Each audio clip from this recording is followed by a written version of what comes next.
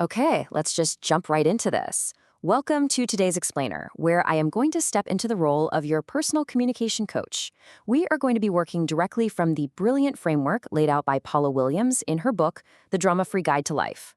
Specifically, we're zooming in on Chapter 3, which is all about how to say exactly what you mean without accidentally starting a massive fight. Listen, if you've ever walked away from a conversation feeling completely misunderstood, or if you find yourself constantly caught in arguments that seem to spiral out of literally nowhere, you are in the perfect place. Today, we're going to completely transform how you approach difficult conversations. Think of this explainer as your masterclass in self-respect and conflict resolution.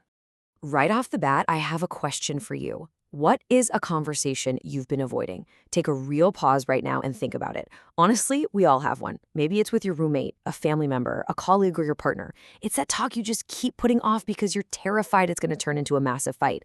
Or maybe you just, don't know how to start it without making things incredibly awkward. I want you to get that specific person and that specific topic firmly in your mind right now. Hold on to it because you are my student today, and we're going to use that exact scenario as we work through these concepts together. All right, Section 1, the mind reading trap. So why do we avoid these tough conversations in the first place? Well, usually it's because our past attempts have ended in total disaster. Paula Williams hits the nail on the head when identifying the root cause of all this communication frustration. Here's the trap, plain and simple. Many people expect others to read their minds. Let's be totally honest with ourselves here. How often do we walk around silently annoyed thinking, well, they should just know why I'm mad, or it's completely obvious what I need right now? We unfairly expect the people in our lives to automatically tune into our internal frequency, to magically know our thoughts and feelings without us ever actually having to do the hard work of saying them out loud. But here's the thing.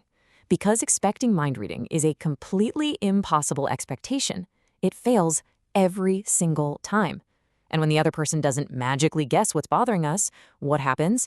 It leads directly to us getting upset. We get mad at them for not knowing, even though we literally never told them.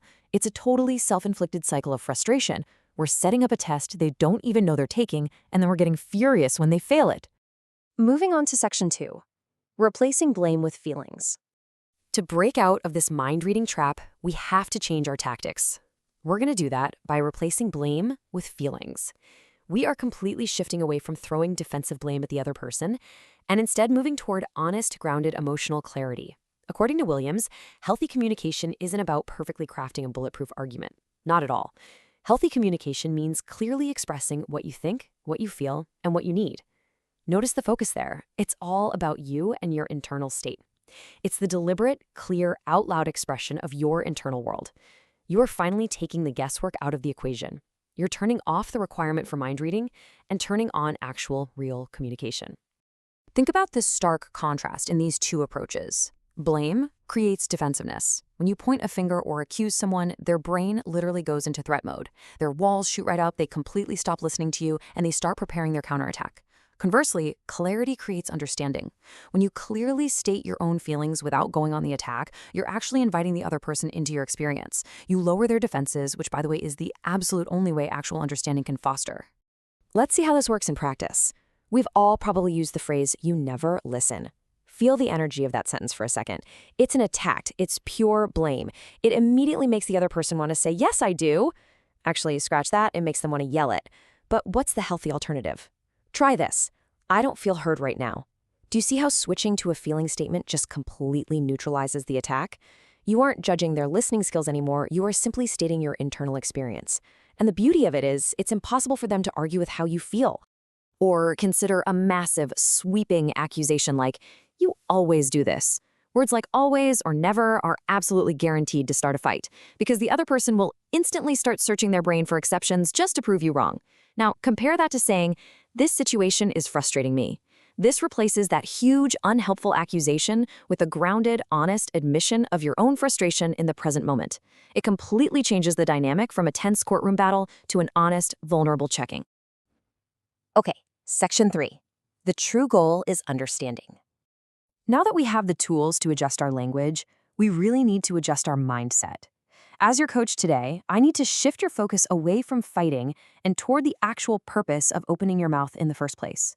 As Paula Williams writes, the goal isn't to win, the goal is to be understood. This is the ultimate thesis of a drama-free life right here. So often, we go into a difficult conversation like we're going to war, right? We want to be right. We want to defeat the other person. But if you treat communication like a competition, I guarantee you will both lose.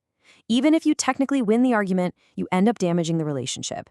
True victory in communication is simply mutual understanding. Which brings us to section 4, your reflection journal. Let's roll up our sleeves and examine your own communication habits. It's time to put all this theory into practice. Grab a notebook, a journal, or honestly just open up the Notes app on your phone. We're going to do some immediate homework using the reflection questions provided in the book to look at your past communication mistakes and prepare you for that specific avoided conversation we talked about at the very beginning of this explainer. Here are your first 2 journaling steps. Step 1 is super easy. Just write down that avoided conversation you thought of earlier. Put a name to it. Now, step 2, ask yourself, what do you really want the other person to understand?